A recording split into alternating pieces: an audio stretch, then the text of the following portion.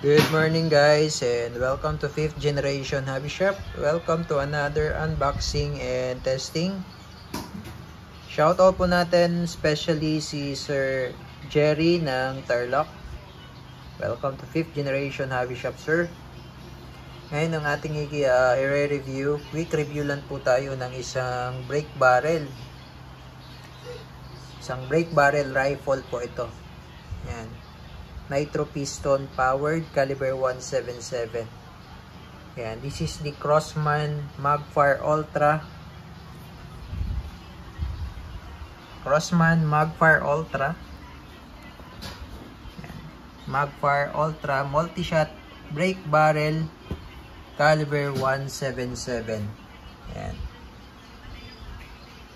1,300 EPS. 12 rounder magazine. Ito yung kanyang magazine. 12 po ang laman. Yan. 177. Yan. Meron na siyang free na GSB match Diabolo. 10.34 grains. Yan. Exact heavy Diabolo. Ito yung kanyang free. Limited lang to. Yan.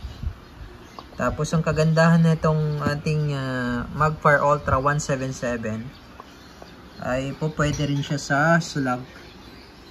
Ayan, itong slug na to is 13 grains. Caliber 177.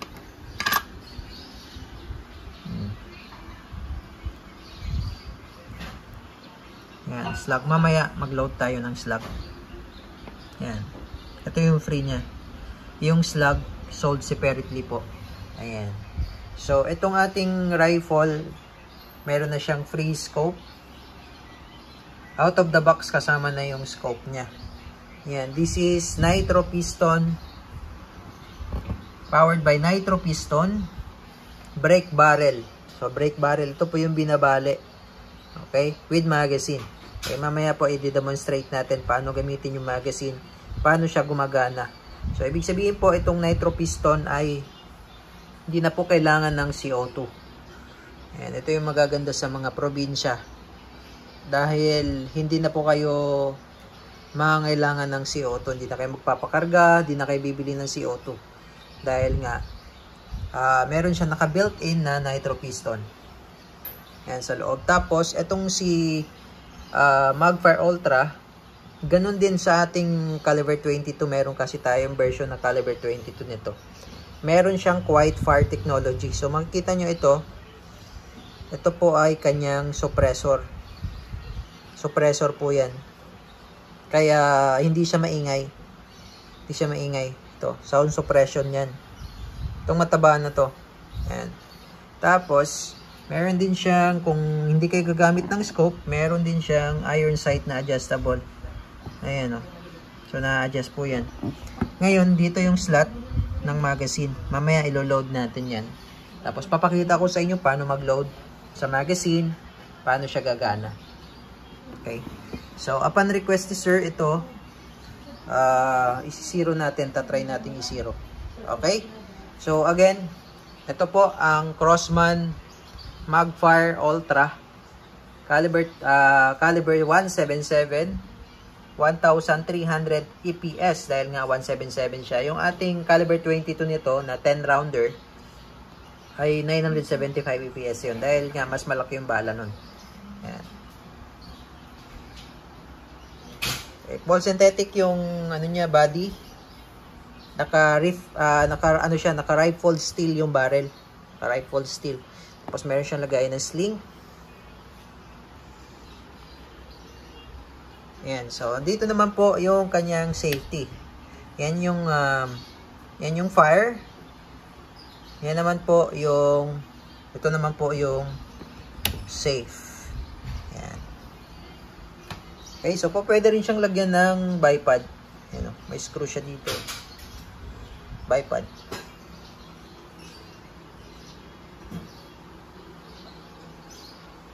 Okay, so load tayo ng bala. Then, testing tayo.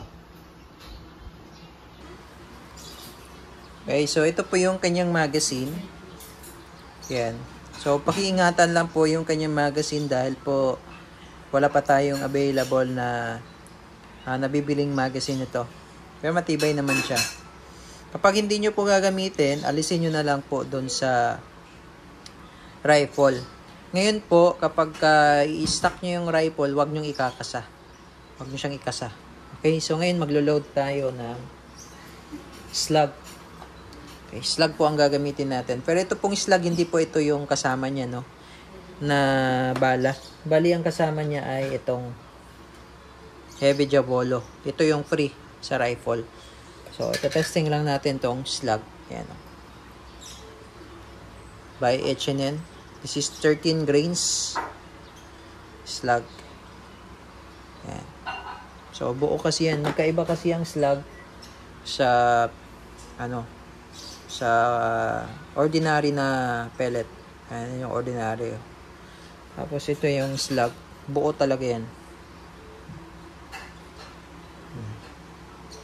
Okay, so sa paglo-load,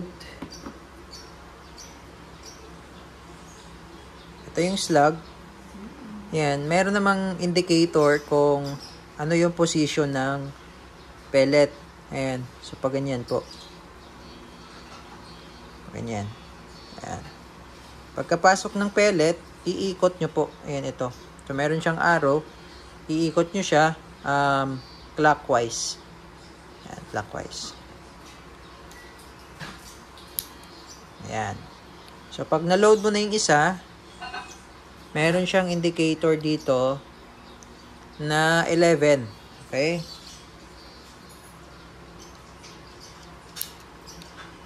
Ayan. Then, hanggang sa mapuno mo siya. Ayan. Ayan. Hanggang sa mapuno nyo po yung 12. Okay? Okay, so kapag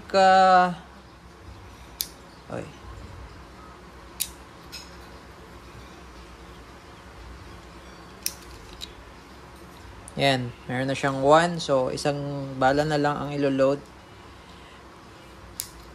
Yan. Tapos, pag 0 na, huwag nyo na pong lagyan yan kasi hindi na po yan may ikot eh. Yan, hindi na po siya may ikot. Etong slot na to, ito yung para dito. Yan. Kasi, insert mo siya dyan eh. Yan. I-insert mo. So, just in case lang na masira yung magazine, pwede siyang manual.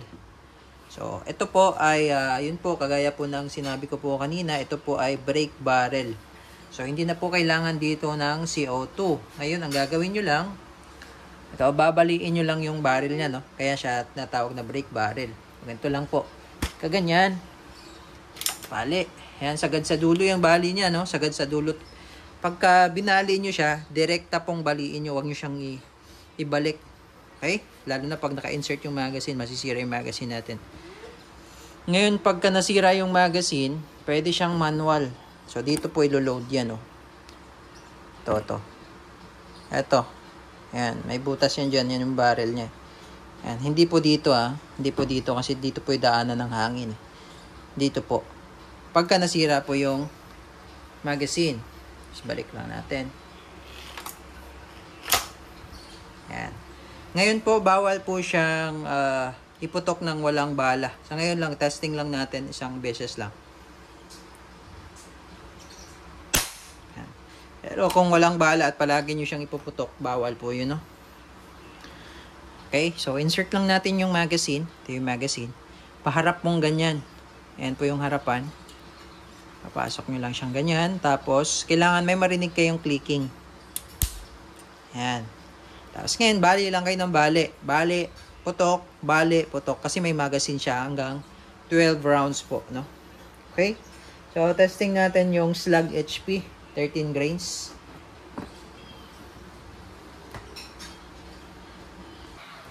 Okay, testing po. Crossman Magpar Ultra 177. Firing.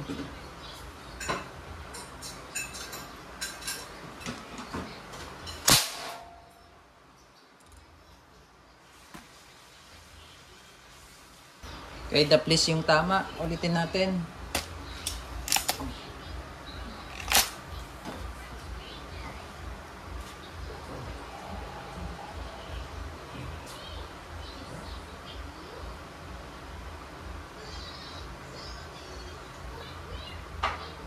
Okay, firing.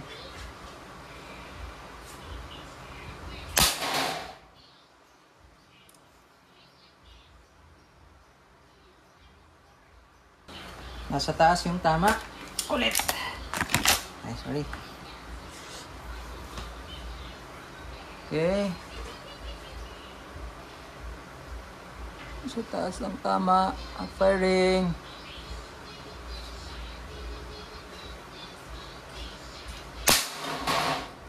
Okay. And ito po yung tama. O, ito yung unang lata. Tagos. Ito naman po yung pangalawang lata. Tagos. At ito yung pangatlong lata. Tagos. Tagos sa tatlong lata.